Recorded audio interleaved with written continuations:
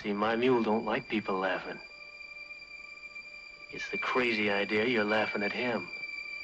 Now, if you apologize like I know you're going to, I might convince him that you really didn't mean it. The Western genre has given us some of the most legendary names in film history. But let's face it, there can only be one number one.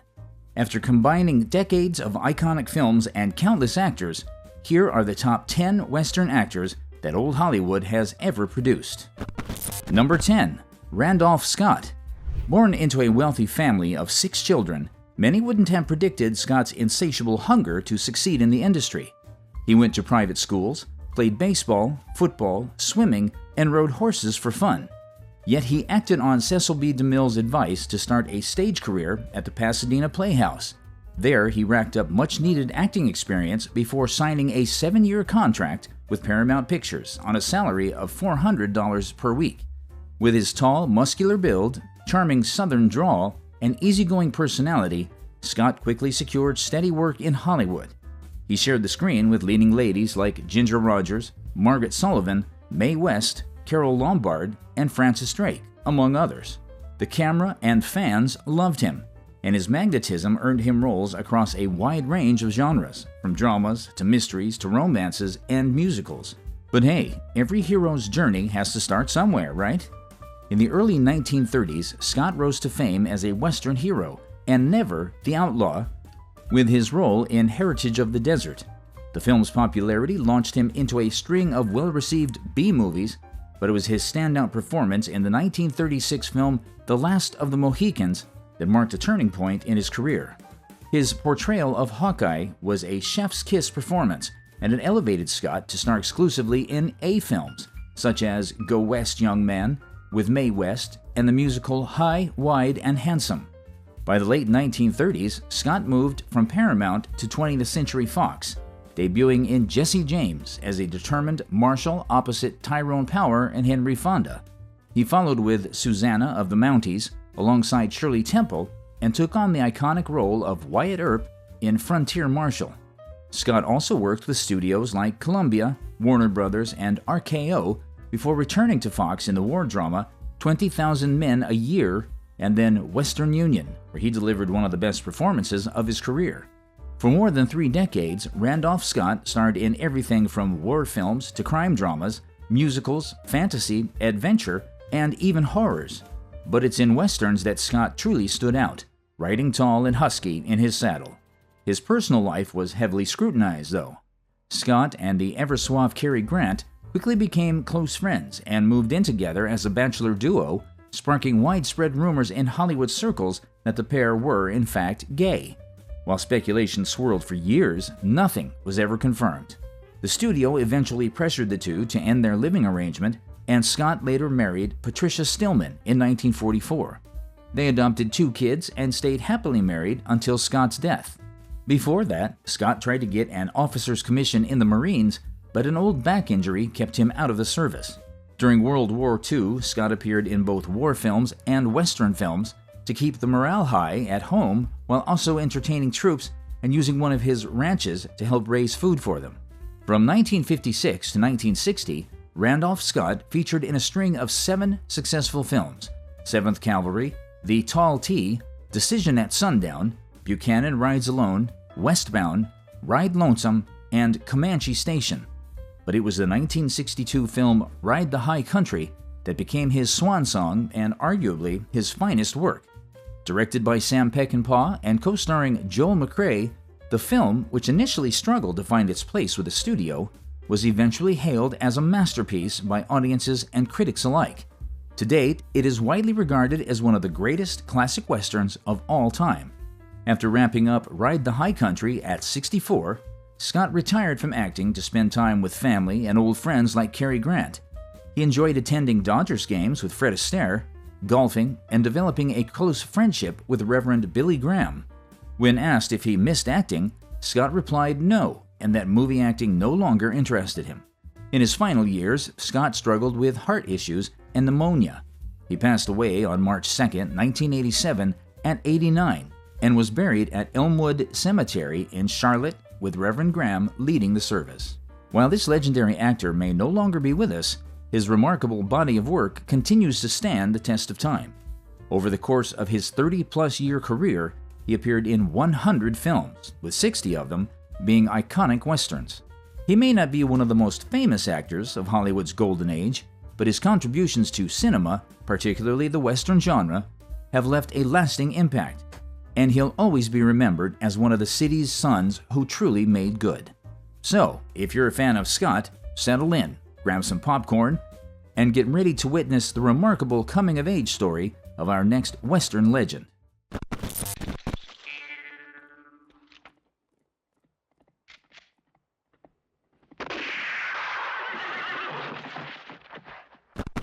Number 9. Lee Van Cleef. There's no such thing as a great hero without a great villain, right?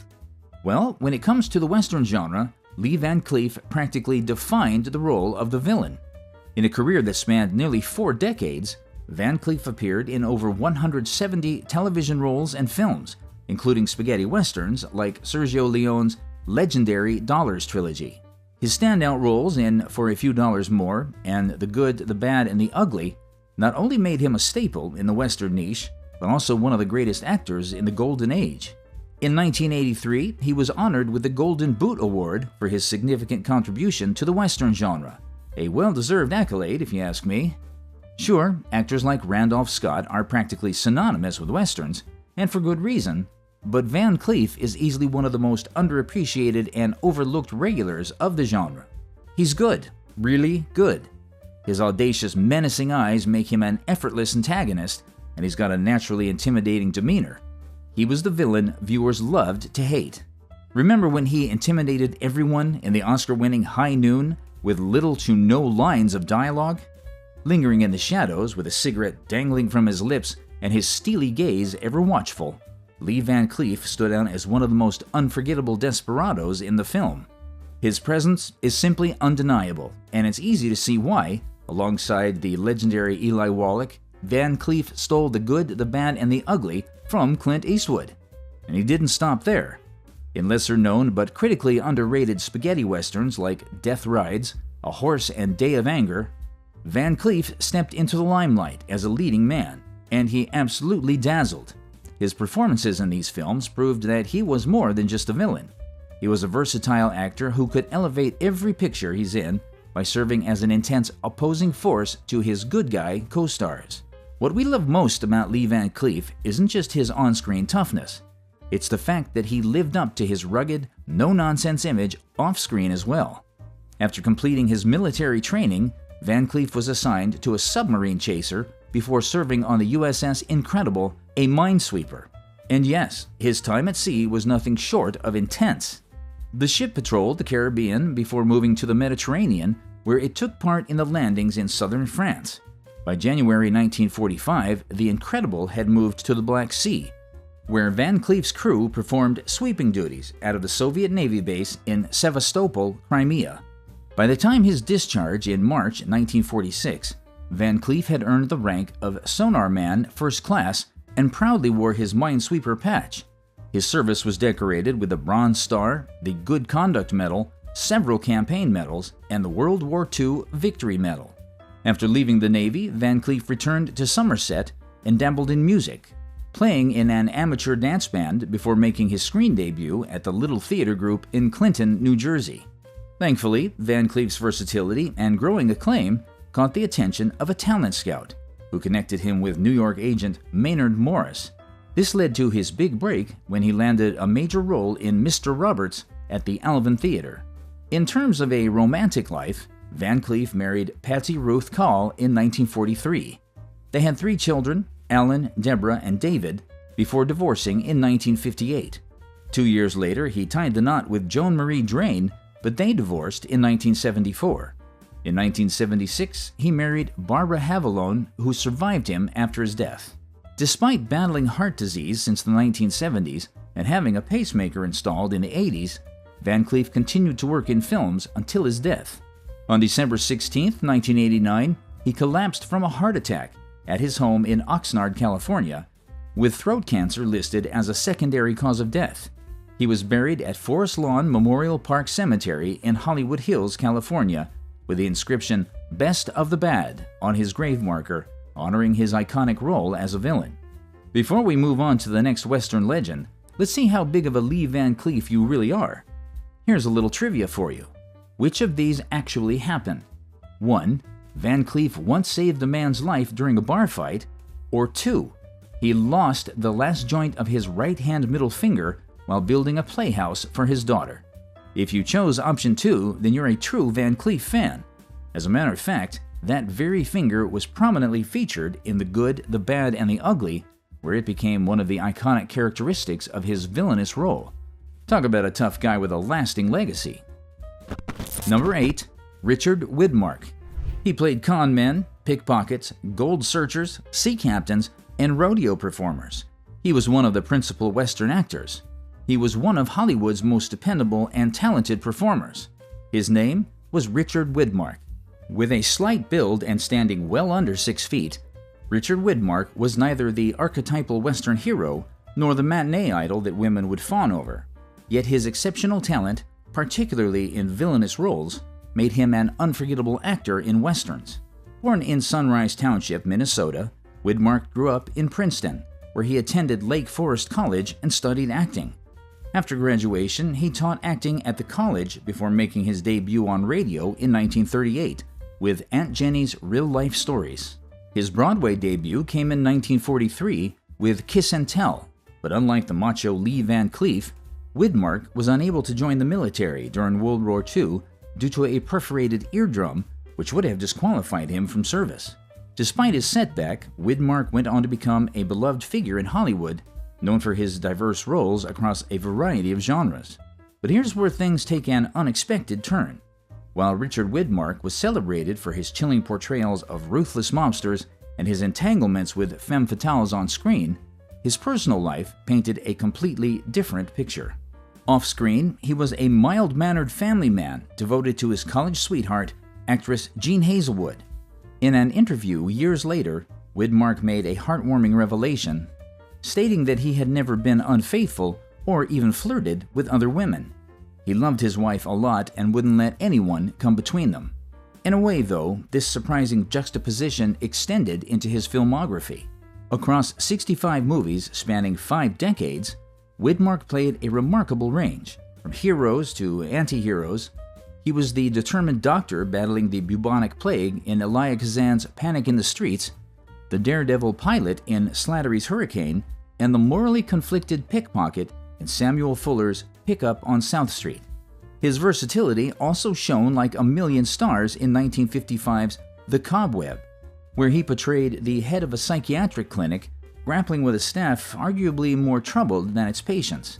Like the proverbial Western hero, Widmark always kept the flame low, flowing from one emotional state to the next, rather than filling any performance with seemingly offhand details. And what about his voice? Good grief, that deep, deliberate drawl was nothing short of mesmerizing. Wonderfully slow and endearing, it carried a natural authority that made every line unforgettable. It's no surprise his Western career took off so quickly. His voice alone could command a room, let alone the big screen. How does an actor cement their place in Western history so effortlessly? For Widmark, it seemed to come naturally. He burst onto the scene with a ruthless Doc Holliday-inspired performance in Yellow Sky, setting the tone for a string of stellar performances. Joining forces with legends like Gary Cooper and Cameron Mitchell in Garden of Evil, he braved perilous adventures with a magnetic presence. Then, as the fiery son of Spencer Tracy in Broken Lance, he brought a raw intensity that was hard to ignore. Could he handle a leading role, though? Backlash answered with a resounding yes, showcasing his ability to command the screen with sheer gravitas. But it didn't stop there. One of his most layered performances was the portrayal of Comanche Todd in The Last Wagon, and in The Law and Jake Wade, opposite Robert Taylor, he delivered a performance so compelling it elevated the entire film. If only the latter part of his career was so glittering. His experience on John Wayne's The Alamo was reportedly less than ideal, and he joined Ford during the director's twilight years when masterpieces gave way to weaker entries like Two Rode Together and Cheyenne Autumn. And what about Alvarez Kelly with William Holden? It was a decent Western, but hardly a standout.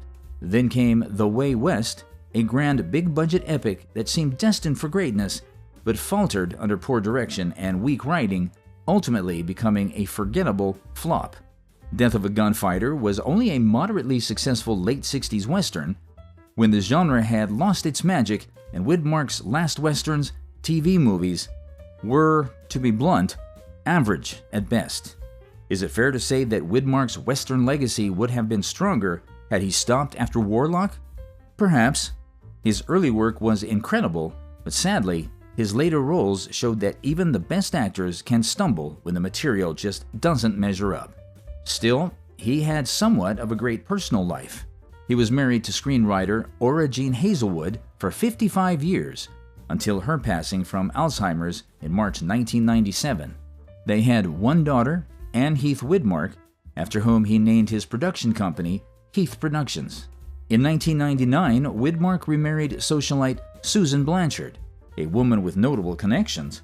She was the daughter of Dorothy Hammerstein and stepdaughter of the legendary Oscar Hammerstein II, and had been married to Henry Fonda. Looking back, it's sad that Widmark's final years were marked by declining health, which worsened after a fall in 2007. He passed away a year later at the age of 93 at his home in Roxbury, Connecticut. He was buried at Roxbury Center Cemetery. For his significant contributions to the motion picture industry, Widmark earned a star on the Hollywood Walk of Fame. He was also inducted into the Western Performers Hall of Fame in 2002. Ready for some Widmark trivia? Which of these is true? 1. He disliked firearms and was a strong supporter of gun control. Or 2. He was born in Europe. If you have been paying attention, you know the answer isn't number 2. Widmark was born in Sunrise Township, Minnesota, but the first statement? Absolutely true.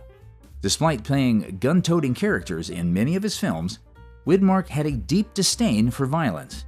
He was a passionate advocate for gun control, even famously saying, "It seems incredible to me that the United States is the only civilized nation that does not put some effective control on guns." It's kind of funny how, even decades later, gun laws are still a pretty heated debate across the nation.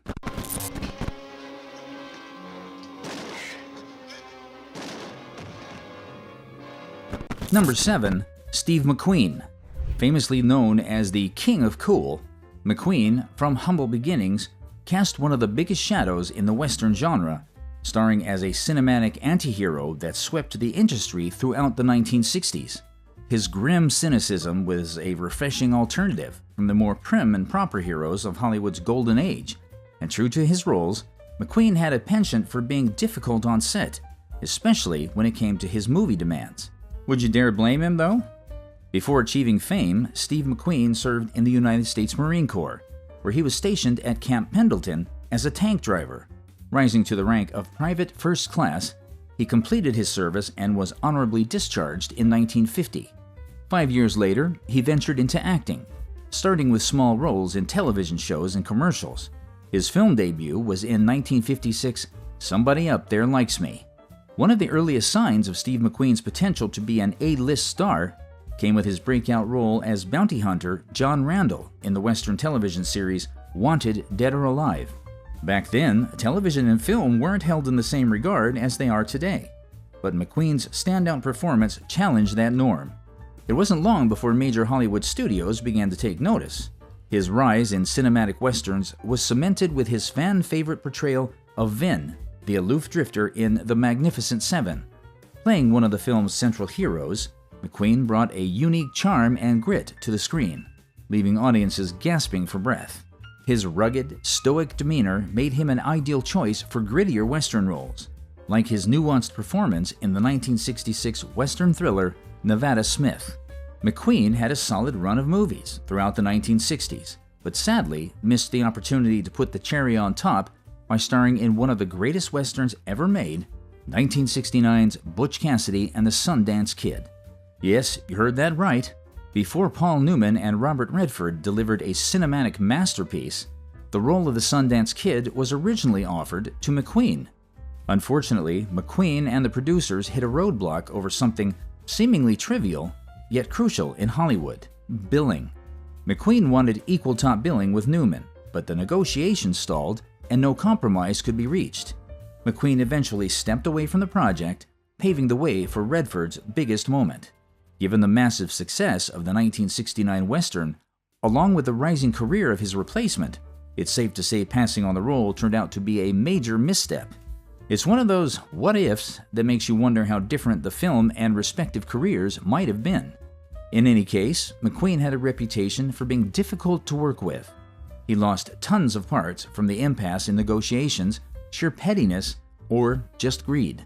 Perhaps that's why he's not considered to be one of the biggest Hollywood legends at first glance. Funny enough, McQueen's track record of demanding top billing didn't stop after The Sundance Kid. McQueen was locked in a similar standoff with Paul Newman when the two were set to star in the 1974 disaster epic The Towering Inferno. Once again, the issue of billing reared its head, and tensions rose as McQueen scorned the prospect of playing second fiddle to Newman. Fortunately, a compromise involving the movie posters was met. The compromise? A cleverly diagonal placement of their names on the movie's promotional material. Depending on how you read the poster, either Newman or McQueen could be considered top billed. This solution gave audiences a chance to see the two stars finally share the screen, a pairing that felt like a long-awaited what if from McQueen's missed chance on Butch Cassidy and the Sundance Kid. Ever wondered what a typical day looked like for Hollywood's ultimate daredevil, Steve McQueen? It was as high-octane as you might expect. McQueen started his mornings with a rigorous 2-hour workout routine, which included weightlifting and, at one point, running an impressive 5 miles every single day of the week. His dedication to fitness didn't stop there. He also trained in Tang Soo Do, a Korean martial art, under the guidance of 9th degree black belt Pat E. Johnson.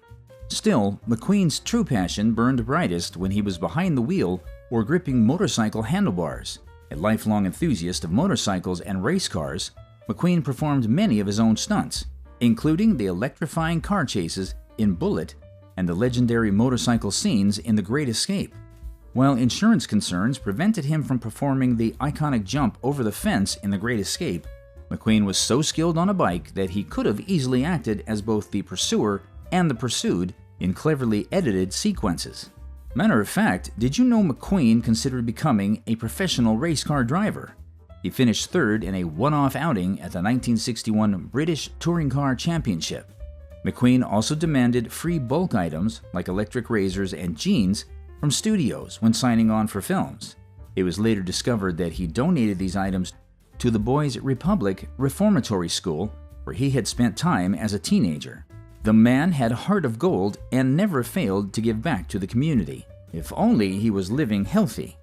McQueen reportedly smoked marijuana daily, used large amounts of cocaine in the early 1970s, and was a heavy smoker and drinker, even being arrested for DUI in 1972. In 78, he developed a persistent cough, gave up cigarettes, and underwent antibiotic treatments without improvement. After filming The Hunter in 1979, a biopsy revealed pleural mesothelioma, a cancer linked to asbestos exposure. McQueen later speculated that his condition was caused by exposure to asbestos on movie sets, race suits, or more likely, from removing asbestos insulation on a troop ship during his time in the Marines. But whichever was right, the fact remained that there was no cure. By February 1980, McQueen's cancer had spread significantly. Although he tried to keep it private, the National Enquirer revealed on March 11, 1980, that he had terminal cancer. After doctors in the U.S. said they could do nothing to help, McQueen traveled to Rosarita Beach, Mexico, for alternative treatment. He sought care from William Donald Kelly, who promoted the controversial Gerson therapy involving coffee enemas, live cell injections, massages, and Latril, an ineffective and toxic cancer treatment. Worse, McQueen spent over $40,000 a month for them during his 3-month stay. Kelly's medical license, which had been revoked in 1976, was only for orthodontics, and his methods sparked media controversy. In October 1980, McQueen traveled to Ciudad Juarez, Mexico, to have an abdominal tumor on his liver removed, despite warnings from his U.S. doctors that the surgery was too risky. Using the alias Samuel Shepard, he checked into a small clinic where staff didn't recognize him, Sadly, his doctors were right. McQueen died of a heart attack on November 7, just 12 hours after undergoing surgery to remove or shrink metastatic tumors in his neck and abdomen. He was 50 years old and, according to reports, passed away in his sleep. Number 6. Eli Wallach. Western films are loved by millions of viewers across the world because of their realism, a moral grayness that's refreshingly different from other genres. Just like in real life, on-screen characters often occupy the gray areas between good and evil, offering actors a chance to explore more layered, complex roles. Few have embraced this challenge as masterfully as Eli Wallach. With a career spanning an incredible 7 decades and a portfolio that touched nearly every genre imaginable, Wallach carved out a niche as one of Hollywood's most versatile character actors. Born to Polish-Jewish immigrants Abraham and Bertha Wallach, Eli grew up in an Italian-American neighborhood with his siblings. He graduated from the University of Texas in 1936 with a history degree, where he learned to ride horses and embrace the value of trust and friendship. He later described this period as an eye-opening education in reliability and connection. In 1938, he earned a master's degree in education from City College of New York and began studying method acting at the neighborhood playhouse under Sanford Meisner. There, he was taught to abandon traditional stage mannerisms and embrace a more naturalistic style of performance. Originally trained in stage acting, who would have guessed Eli Wallach would be such a staple in the Western genre? He studied acting at the dramatic workshop of the New School in New York before becoming a founding member of the Actors Studio, where he learned method acting techniques from Lee Strasberg and Robert Lewis, alongside peers like Marlon Brando, Montgomery Clift, and Ann Jackson, who would later become his wife. He became close friends with Marilyn Monroe when she joined the Actors Studio, and she often visited his home to babysit his child. His Broadway debut came in 1945, but he won a Tony Award 6 years later for his role in Tennessee Williams' The Rose Tattoo with Maureen Stapleton. Speaking of awards, did you know he won a BAFTA for Best Newcomer and a Golden Globe nomination for his debut screen performance in 1956 Baby Doll? From there, Wallach went on to deliver a string of iconic performances, each one as unforgettable as the last. He brought the cunning bandit leader Calvera to life in The Magnificent Seven, portrayed the vulnerable yet intense Guido in The Misfits, and stepped into the role of the calculating Don Altobello in The Godfather Part 3. And who could forget Tuco, the ugly, in Sergio Leone's masterpiece, The Good, the Bad, and the Ugly? Wondering why Eli Wallach was so successful? Well, it's simpler than you might think. Unlike some of his method actor peers, Wallach didn't rely on tragic grandeur or brooding silences. He wasn't one to mumble or mope his way through a role. Instead, the characters he portrayed, whether villains or otherwise, were often deeply engaging, and there was a certain charm to their malevolence. Take his portrayal of the psycho killer Dancer in The Lineup. Yes, pure evil, but also oddly captivating. Wallach's villains often reveled in their own darkness, flashing a sly smile behind their scowls. I guess that's why Time critic Richard Schickel once noted in the New York Times that Wallach's on-screen persona was a curiously lovable combination of slyness and bluster. For all his flaws, Wallach stood out with his ability to communicate to the audience that he genuinely enjoyed performing. He had the rare gift of a born showman, making his roles magnetic even when the characters weren't always the good guys. Think you've heard it all? Well, here's something that might surprise you. During the filming of The Good, the Bad, and the Ugly, Eli Wallach came dangerously close to death, not once, not twice, but 3 times. First, he accidentally drank a bottle of acid. It was placed next to his pop bottle, and he unknowingly took a swig. Fortunately, he didn't suffer any lasting harm. Another time, while filming a hanging scene, someone fired a pistol, causing the horse underneath him to bolt. Wallach was still tied up at the time, which meant he was left dangling quite literally from the horse's back. And if that wasn't terrifying enough, there was another scene where Wallach lay on a railroad track, unaware that the steps on an approaching train were jutting out dangerously close. He was a hair's breadth away from being skimmed. Add to that the fact that he lost sight in his left eye as a result of a stroke, and you've got a daredevil actor who refused to go down. But, of course, he was only human. The world eventually lost this legendary actor on June 24, 2014, when he passed away from natural causes at the age of 98. Wallach's legacy, however, goes on, as does our next character. Number 5. Yul Brynner. As Hollywood evolved, veteran actors brought depth to westerns, and Yul Brynner, the legendary Russian-American performer, was no exception. Most famous for his roles in The King and I, The Ten Commandments, and Anastasia, I can't help feeling Brynner's seamless transition into westerns is criminally underrated. Make no mistake, Brynner's western journey began with the 1960 classic, The Magnificent Seven.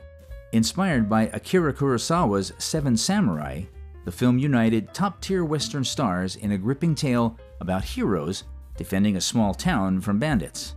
But while Eli Wallach brought the cunning bandit leader Calvera to life, it was Brynner's commanding presence as Chris Adams that truly anchored the ensemble.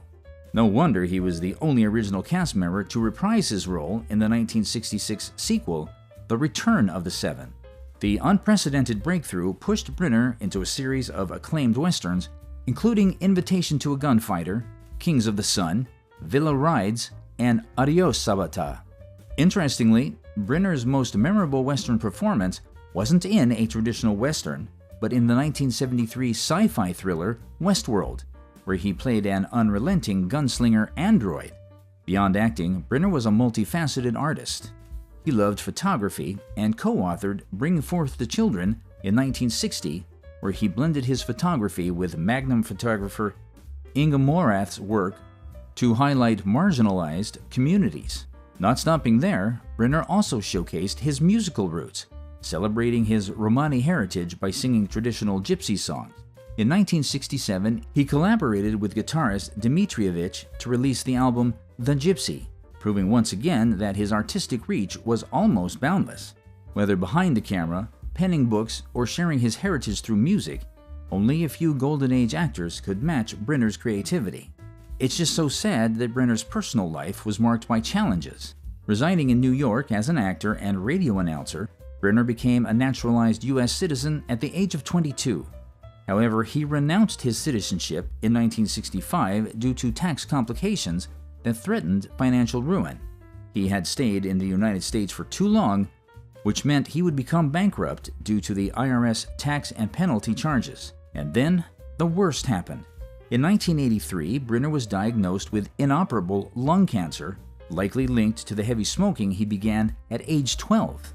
He had quit the act in 1971, but his public image was often tied to cigarettes.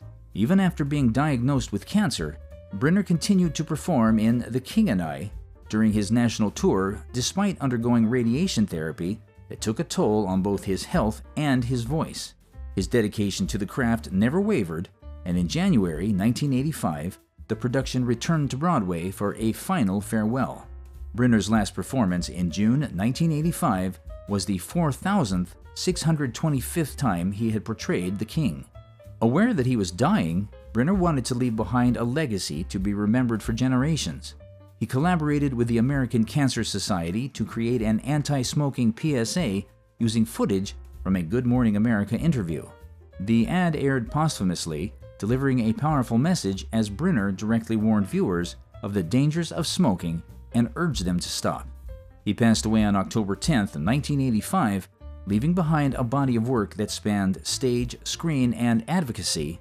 Why wouldn't he be remembered for generations to come? Number 4. James Stewart.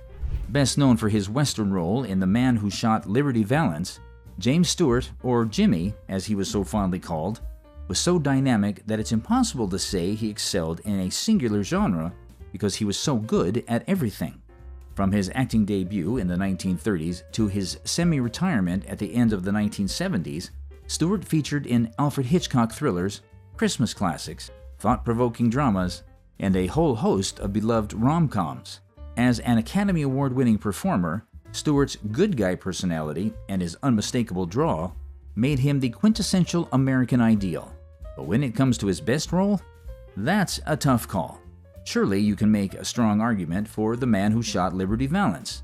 The riveting exchanges between Stewart and John Wayne created some of the most unforgettable moments in Western history.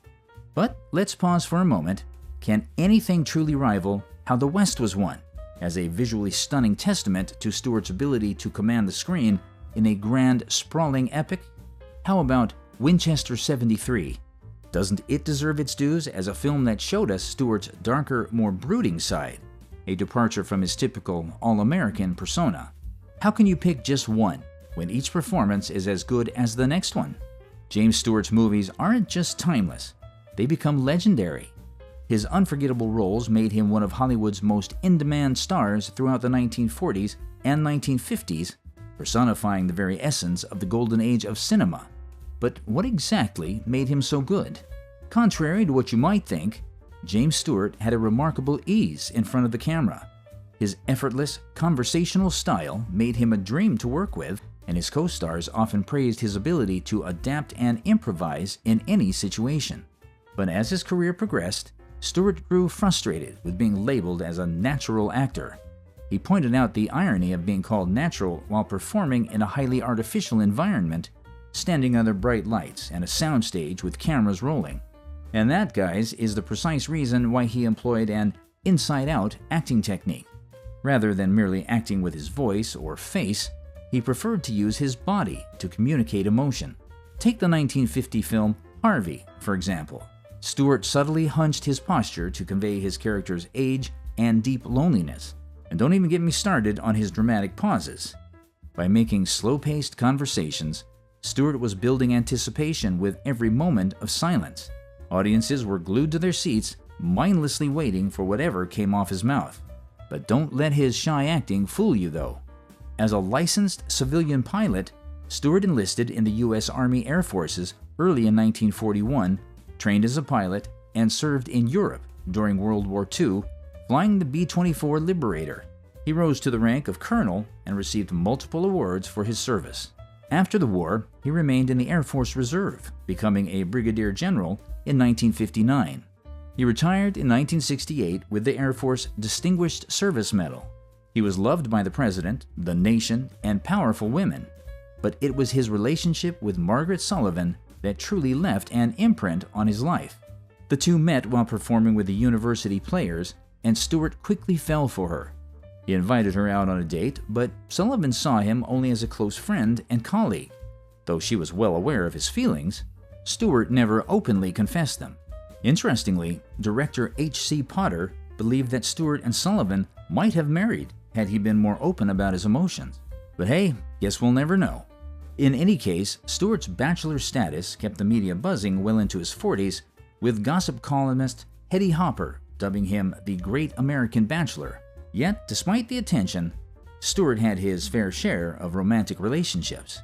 In 1935, he was introduced to Ginger Rogers by Henry Fonda, and the two shared a romance while Fonda was dating Rogers' close friend, Lucille Ball.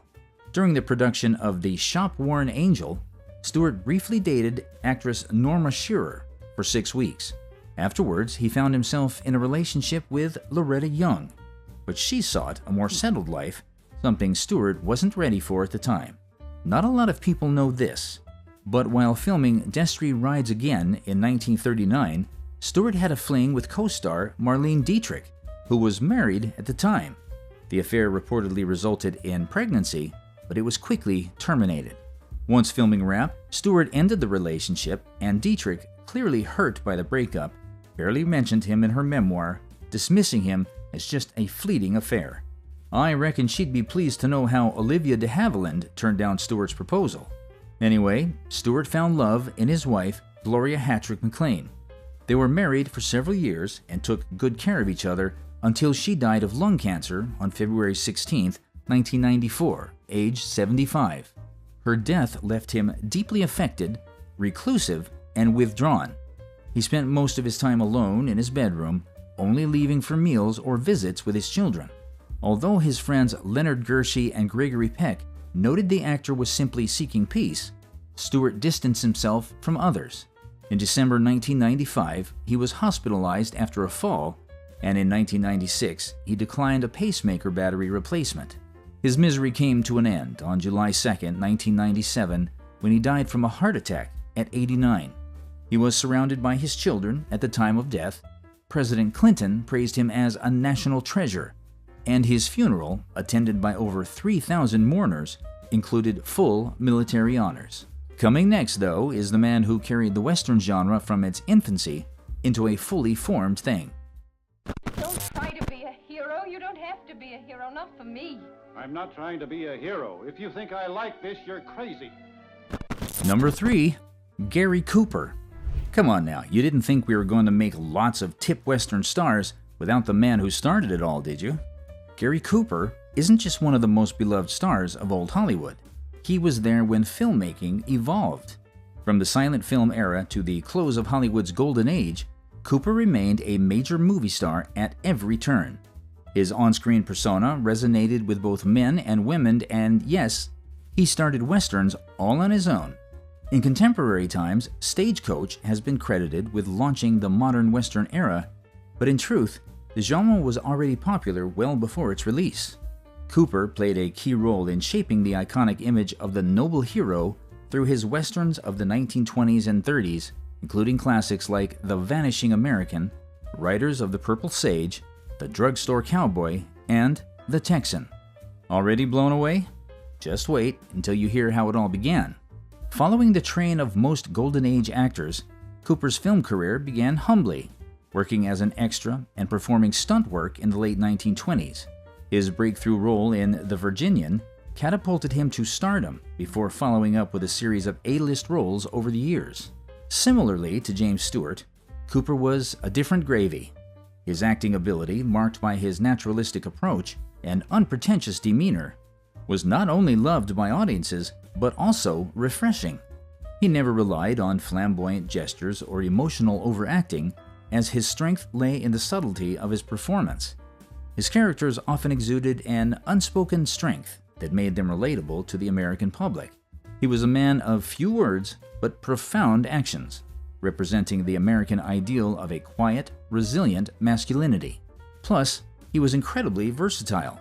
Remember top draws like Sergeant York and The Pride of the Yankees back in the early 40s? Beyond westerns, Cooper's filmography involved dramas, war films, and even comedy. But while Cooper's screen presence easily made him a beloved figure, his personal life was often the subject of public intrigue. Throughout his career, he had a string of high-profile relationships, including affairs with actresses like Clara Bow, Ingrid Bergman, and Patricia Neal. These relationships were highly publicized, especially as Cooper's on-screen persona of a principled and steadfast hero seemed at odds with his real-life romantic entanglements. His affair with Patricia Neal, in particular, caused a stir in Hollywood, resulting in a dramatic public fallout with his wife and a period of separation. Despite this, Cooper and his wife, Veronica Balfe, never divorced, and they remained married until his death. Sadly, Cooper's health rapidly declined as he got older. On April 14, 1960, the actor went under the knife to treat an aggressive form of prostate cancer that had already spread to his colon. Despite the procedure, he fell ill again on May 31st and required additional surgery in June to remove a malignant tumor from his large intestine. Like that wasn't bad enough, his wife received heartbreaking news from their family doctor. Cooper's cancer had spread to his lungs and bones, and it was now considered inoperable. His final months were marked by a mixture of public adoration and private reflection.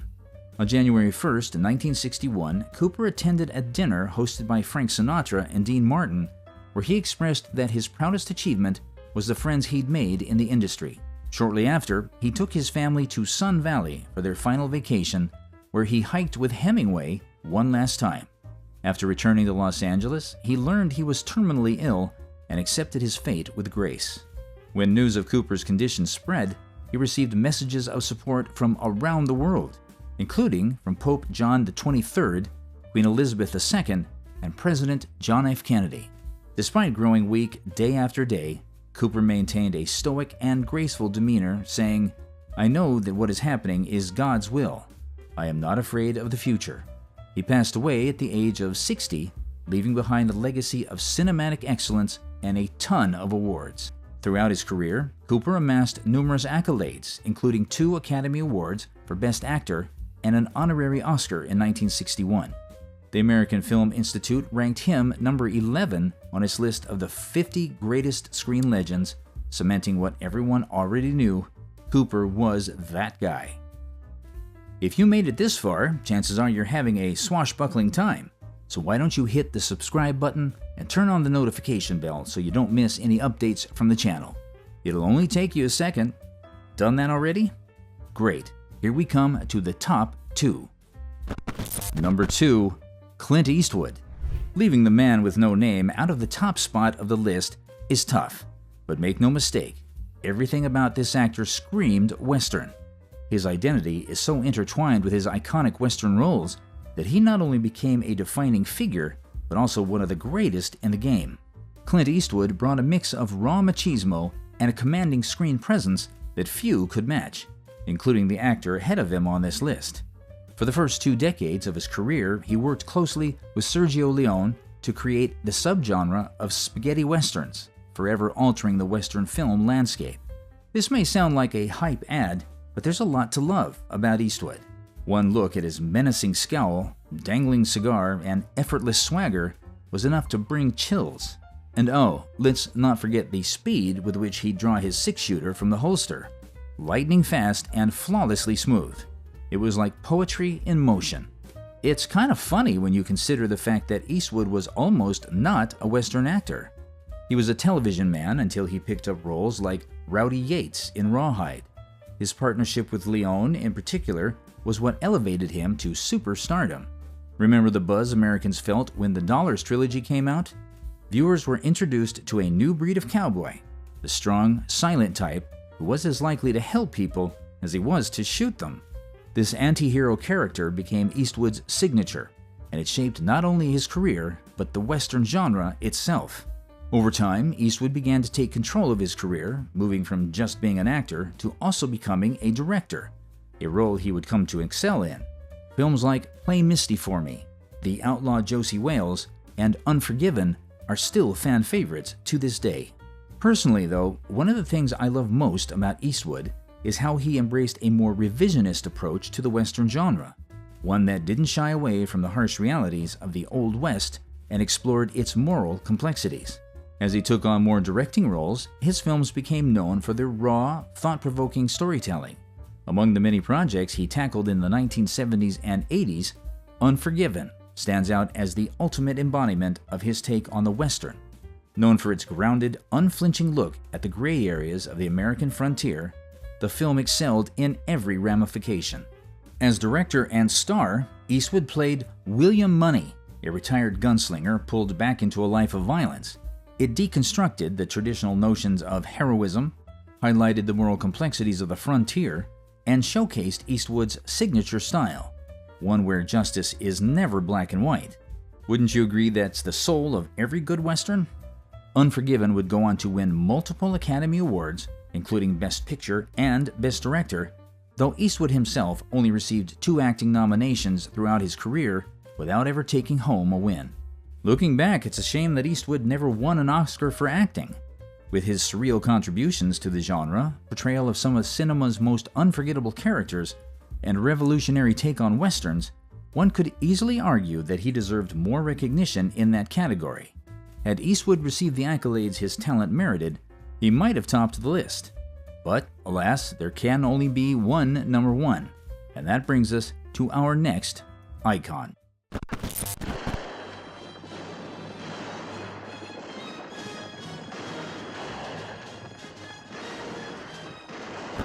Number 1. John Wayne. The Duke or Eastwood? Eastwood or the Duke? It's a question that has sparked endless debate among Western fans for decades. And let's be honest, overthinking it might just drive you insane.